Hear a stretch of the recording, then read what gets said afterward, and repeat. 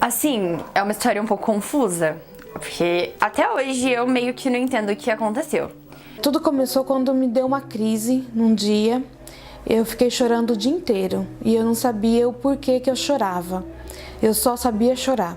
Eu tava já vendo vozes, eu tava ouvindo as coisas e eu tava na casa de uma amiga, eu e mais 3 amigas. E a gente tava bem de boa lá, todo mundo, e eu escutei uma pessoa falando pra mim correr. E tava gritando na minha orelha pra mim correr. E eu comecei a chorar e ninguém entendeu. E eu olhei pra minha amiga e falei assim, me desculpa, e saí correndo. E como os dias foram passando, começou a aumentar a tristeza. Eu não tinha mais vontade de fazer as coisas que eu gostava, não tinha mais interesse por elas. E de repente eu comecei a perder a vontade de viver. No que eu fui tomar banho, começou a atrofiar. Tipo, começou a travar em muitas partes do meu corpo. E daí eu tentei gritar, eu não conseguia. E minha avó entrou no banheiro pra ver se eu tava bem. E na hora que ela chegou, eu tava totalmente travada e eu não conseguia me mover. Eu me machucava, eu me feria bastante porque eu achava que me ferindo fisicamente, a dor da alma iria diminuir. Então eu me feria bastante, muitas coisas ruins aconteceram. Eu via vultos, ouvia algumas vozes. Logo de início eu procurei ajuda, só que ela não veio como eu gostaria. Eu não estava aqui em Cianorte, eu estava em outro estado. E lá eu fui direcionada a um psiquiatra, a uma psicóloga, e cheguei a ser internada no hospital psiquiátrico devido à gravidade do problema, que se agravou muito. Eu lembro da moça falando pro meu pai que se eu não me acalmasse, eu ia entrar em coma, porque eu tava muito nervosa e eu precisava me acalmar. E eu sei que me deram um remédio muito forte, eu dormi. E daí, quando eu acordei, falaram pra me levar pro CAPS.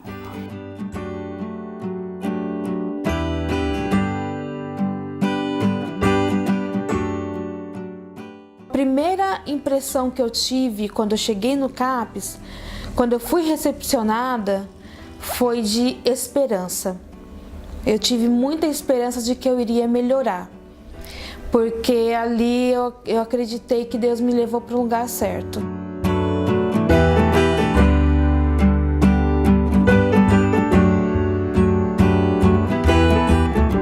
O nosso trabalho é de reinserir esses indivíduos na sociedade. São pessoas que por tanto tempo tiveram, né, o seu espaço negado, foram aí colocados em um lugar de exclusão, que muitas vezes as pessoas desaprendem a como ocupar os seus espaços, como, né, exercer a sua cidadania. Então a gente tem oficinas para isso, né, a gente tem atendimentos para isso, justamente para reabilitar essa pessoa a exercer o seu lugar de cidadão na sociedade. Infelizmente a gente atrela muito a ideia da saúde a tomar um medicamento, tomar um remédio e ficar bem. Mas nem só a saúde física pode ser pensada dessa maneira e muito menos a saúde mental, né? A gente costuma sempre explicar para os nossos atendidos, usuários do serviço, que saúde mental ela permeia todas as áreas da nossa vida. Então nossas relações interpessoais, relações familiares, relação com a sociedade, com o mundo, com o trabalho, com o estudo.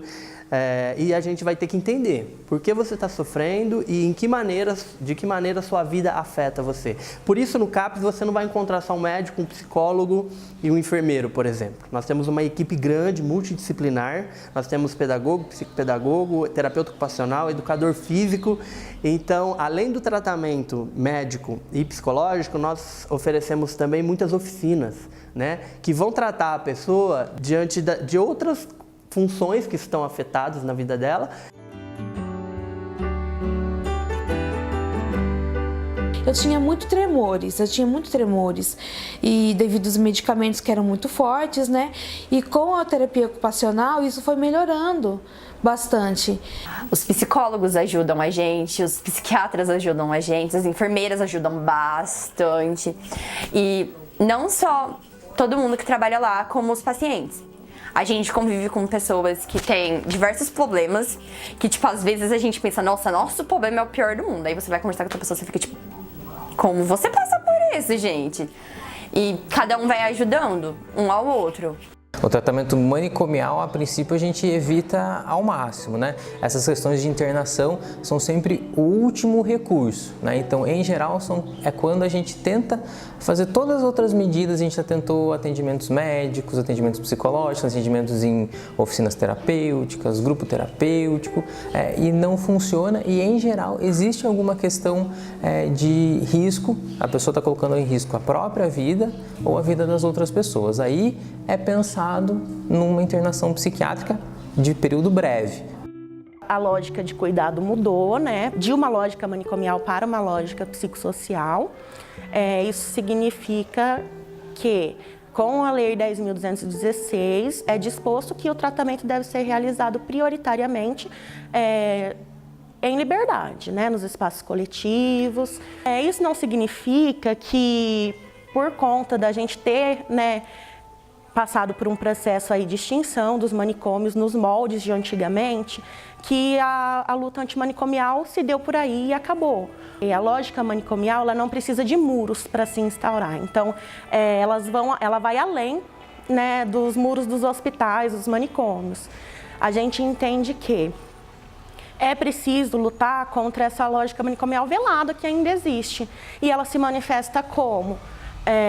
Nas atitudes preconceituosas com os pacientes portadores, né, de transtorno mental, nos pré-julgamentos, quando essas pessoas têm o seu direito negado em ocupar os seus espaços sociais, né, de se tornarem atores sociais importantes aí. Em geral, as pessoas são pessoas que ficam à margem da sociedade. O CAPS é um lugar onde isso não pode acontecer. Então a gente trata as pessoas da forma mais humana e o mais normal possível, como outras pessoas como são, né? São pessoas que sofrem como nós sofremos da mesma forma. Lá no CAPS a gente tem o amparo, a ajuda necessária, o suporte necessário para poder caminhar bem durante a doença, né? Nós também não temos essa intenção de institucionalizar o paciente no CAPS. Então, não é porque o paciente ele veio para um atendimento aqui, ele ficou um período em acompanhamento, que ele vai ficar aqui para o resto da vida.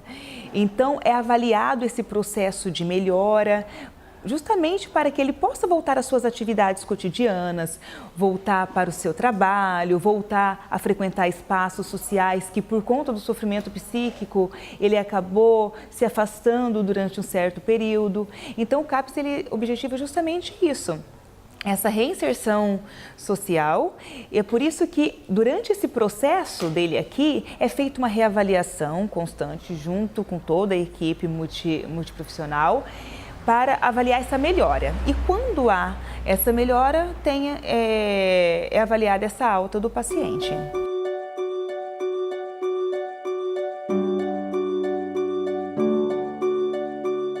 É importante ressaltar que o nosso trabalho, ele não visa levar a pessoa num estado completo de felicidade, né, onde ela não tenha mais nenhum problema, porque os problemas aí da vida e o sofrimento em si é inerente, né, ao ser humano. O que é o nosso trabalho, e é até isso que a gente, né, visa passar para a sociedade, de que todos temos as nossas questões, que é ok, e que aceitando as nossas questões a gente também lida melhor com as questões dos outros, né, e tem uma melhor aceitação deles. Então a gente trabalha na perspectiva de instrumentalizar essa pessoa, né, esse indivíduo que chega para a gente, para que ele possa sozinho lidar com essas questões. Então hoje eu consigo ver, eu consigo lidar, eu consigo olhar para as pessoas, que eu não conseguia nem imaginar o olhar das pessoas na época da depressão profunda. Então hoje não, hoje eu já converso, eu abraço, a gente cumprimenta um ao outro e é muito gostoso. Hoje é totalmente diferente. Realmente a terapia faz efeito. E a gente chega totalmente conturbado lá, mas parece que quando a gente sai tá tudo bom. Tipo, eles mostram que a gente tem uma nova possibilidade de viver.